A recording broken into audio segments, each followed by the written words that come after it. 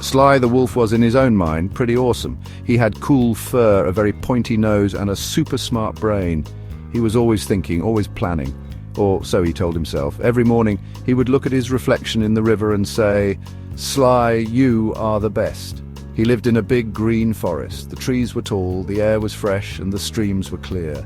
It was his kingdom, really. He made the rules. He patrolled his territory with pride. Rule number 1, Sly is awesome. Rule number 2, what Sly wants, Sly gets, especially shiny yellow gold. Gold was his favorite.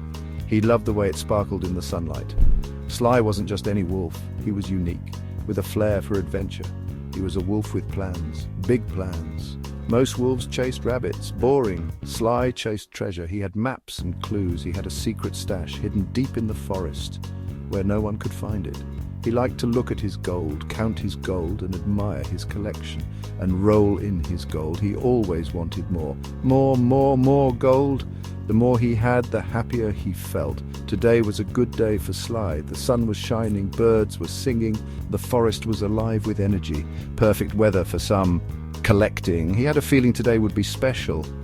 He stretched his wolfy legs, feeling the muscles ripple under his fur. He grinned his wolfy grin, showing off his sharp teeth. And today he felt extra lucky. The forest was his playground, and he was ready for whatever adventure awaited him. Now let's talk about Max and Leo and Mia. They were 3 rabbits, 3 fluffy rabbits, not exactly heroes, more like triers. Max was the ginger one, a bit round. He liked naps and snacks. Leo was sleek and black. He thought he was smart. He had a tiny map, often upside down. Mia was a calico. She was easily scared, but she really loved shiny things. These 3 rabbits were Sly's employees. On a big, grand, possibly dangerous adventure, they were searching for gold. The legendary goldfish crackers of El Dorado. Okay, maybe just some regular gold. They had a treasure map. Drawn by Leo, it had a big X on it. They packed tiny backpacks. They felt very brave. Sly the Wolf watched the 3 cats. He hid behind a very large bush. He chuckled, a low, wolfy chuckle. Kittens, he thought. Tiny, fluffy kittens. They looked so weak, so defenseless. One was eating, one looked confused. The other one looked like she might cry. This was too easy. It was almost insulting. But gold was gold. Sly wasn't picky. He just wanted the shiny stuff.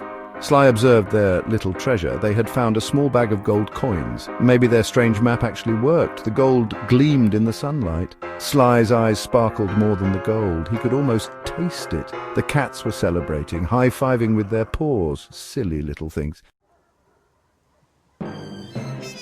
Sly ran deep into the forest, far from the cats. He was very pleased with himself. Brilliant Sly, he thought. Best wolf ever.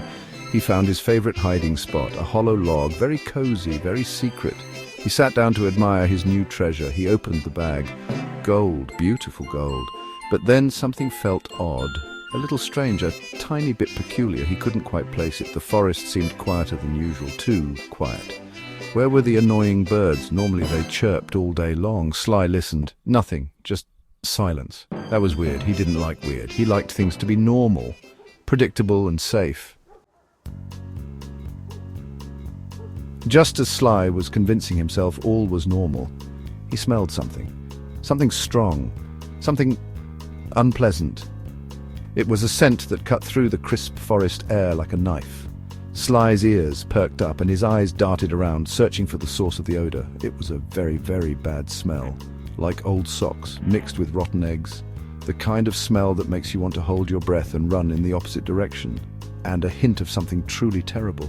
Something that made Sly's fur stand on end. It was as if the forest itself was warning him to stay away. Sly wrinkled his pointy nose. He couldn't believe how awful it was. It was like nothing he had ever smelled before. P.U.